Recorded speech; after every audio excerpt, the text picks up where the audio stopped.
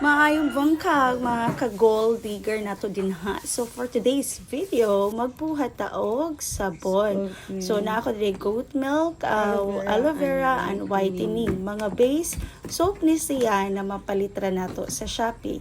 So sa Shopee ni siya nako napalit, pila ni do kay nakainin ako napalit pero karon ako naka-time og magbuhat. So dagan tag mga kaartihan sa kalibutan manggod. So na delay ni siya pagbuhat na ako. So kana ang unang button is i-chop lang ang mga base na sabon. So una na is a goat milk na siya. Then kisunod na ako ang aloe vera. So kana i-chop gyapon na nato. Ana, so medyo nagkalisod ta na pagkuha.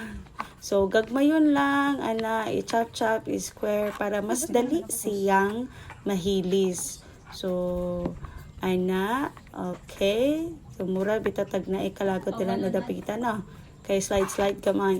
Pero grabe nice kaayo na siya. Simple ra kayo pagbuhat sa ato ang sabon. So next is whitening. So dili halata no. Dili jud halata na ganahan ko maputi.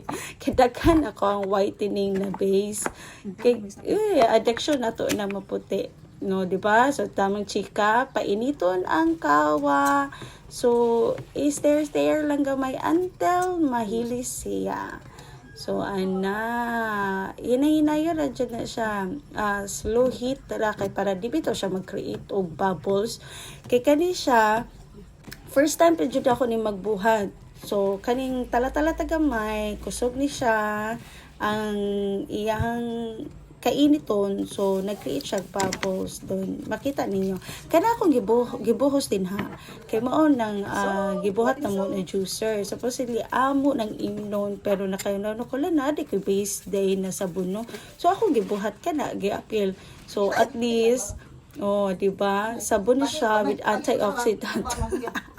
So na siya carrots, pipino, lemon, na siya garlic, ginger, o tanan ng halamang gamot, char. Mo na gi-juice na mo, then plus gisabon pa jud nako. Ay, imnon, char lang.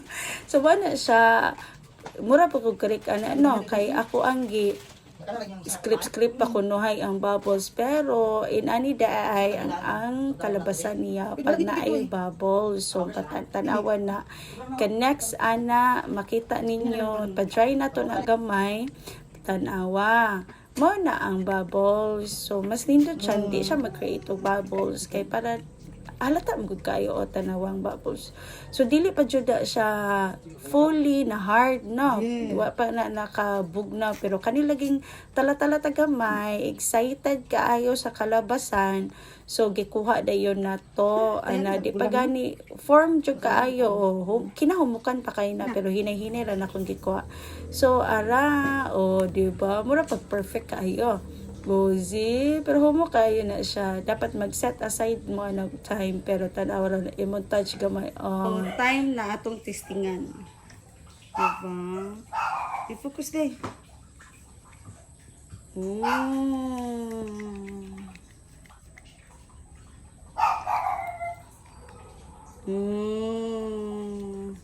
Kuan siya kanang danlog kaayo kay naay aloe vera plus goat milk. Olo, dan smells so good kayo. Mara to.